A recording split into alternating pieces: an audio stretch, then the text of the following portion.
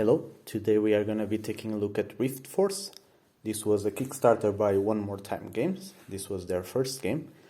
I reviewed this game about half a year ago. At the time it was prototype components, an advanced prototype, but still a prototype. Today I picked up my copy, so let's see how the final product looks. If you are interested in a review, you can definitely find it on Board Game Geek. There's some shiny effect here. That's pretty neat. So, Riftforce by Carlo Bortolini. One More Time Games, and artwork by Miguel Coimbra. As you can see, great artwork, as Miguel Coimbra usually does. 2 players, 10 and up, and 30 minutes to play. There's a bit of a scratch there. I think it was me opening up. Alright, the Kickstarter edition comes both in German and English. The rift changed our world. What once seemed lifeless began to rise and awake. So, 10 guilds, 210 combinations. You choose one of 3 actions. Again, if you're interested in the rules, just check out my review. There's plenty of explanation there. So, 2 rulebooks, one in German, one in English. Let's go with the English one. Card game for 2 players, age 10 and up, with approximately 30 minutes. How it began. Alright, here you have the components. 110 cards. 5 locations, 2 score track halves, 3 overviews, damage token, Riftforce markers, 1 start player marker. Call of the game. Nice setup.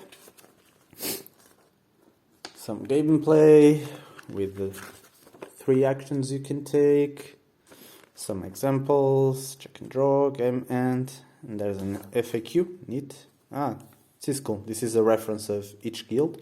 Each guild has a different power. Alright, then we have the token sheet. Let's take a look at the more fancy ones. This is the first player token. It's the one from the company, the One More Time. Alright, this is the point trackers for each player. They're pretty thick, good quality. This was one of the components that was not final when I reviewed, and now the quality is quite good. 1 on one side, 3 on the other. It's cool. Then you have 2 decks of cards and some baggies. That's neat. 3 baggies. You have this valley. Let's take a look. So here you can see the rift right away. The cards fit tightly this way, so I assume you can't sleeve like this, but you can store them like this if you sleeve. Of course, they won't work standing up. Let's take a look at the artwork. Like I said, the artwork from my prototype copy was already final, and it was really good. So, alright. The finger is not working, so we use the knife.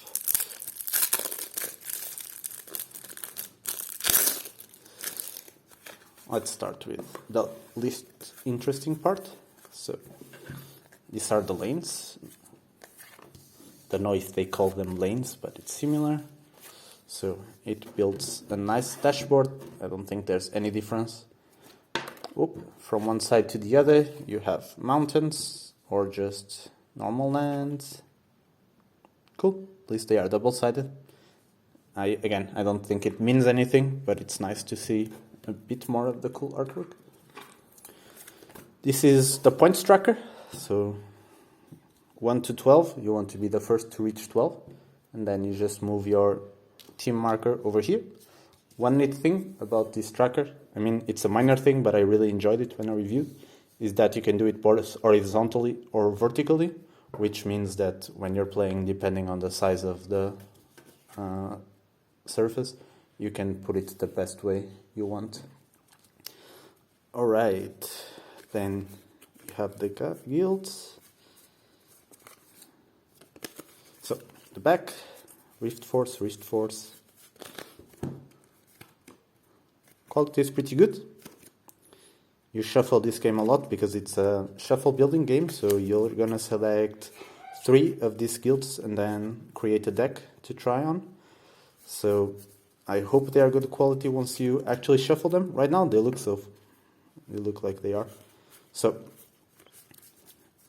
each guild follows the same composition: 2 7s, 3 6s, and 4 5s. The artwork is always the same. I was kind of hoping that they would have changed that, but they clarified on the Kickstarter that they opted not to have different artwork to not create confusion, because the ability of each faction is always the same regardless of the number here. So they didn't want to create any confusion, so they opted to just keep it that way. So let me show you a bit more of the artwork. The Darkness faction, the Grass faction, the Light faction, the Crystals, they are really nice, the Ice one, and part of the Thunder one, which I guess it's on the other deck. Let's just open that up.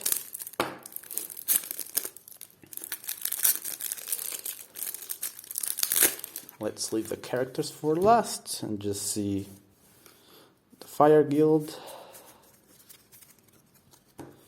the Air one, Fat Man is blowing, the Rock one, or Earth, not sure which name they use, Water one. This one reminds me of the Water Spirit, the Ocean Spirit from Spirit Island. Alright, and I guess the rest of the Thunder. So then you have the player aids. Basically, you get 1 player aid per action. Action A, play. Action B, activate. Action C, check and draw. You just put this to the side, and players can reference it if they need to. 1 side in English, 1 side in German. Like I said, it's a bilingual edition. Alright, and then we have the leaders of each faction. Completely new artwork. Again, German on one side, English on the other. So the Ice one, 7 artwork. If there is damage on the last enemy at this location, place 4 damage on it, otherwise place 1. I mean, all the powers in these guilds are really cool. I mean, I don't know if there's any that's better than the other. It's all about how you combo them and then how you choose to play. Again, please check out the review. It's a written review and it clearly explains how to play the game. The Light one, I really like this one. This one reminds me of Fnatic from Sentinels of the Multiverse. The Crystal one plays 4 damage on the first enemy at this location. That's a lot of damage. But when this crystal is destroyed, your opponent gains 1 Riftforce. So 1 Riftforce is basically points. You don't want to give Riftforce to your opponent. Place 2 damage on the first enemy in an adjacent location. Move this enemy to the location of this plant. Moving enemies is also useful. Move this shadow to any other location. Place 1 damage on the first enemy at the new location. If shadow destroys this enemy, gain +1 Rift Force. Kind of the opposite of the crystal. It gives you more Rift Force. Again, that's awesome. Place 2 damage on any enemy at this location. If the Thunderbolt destroys this enemy, repeat this ability once immediately. Nice.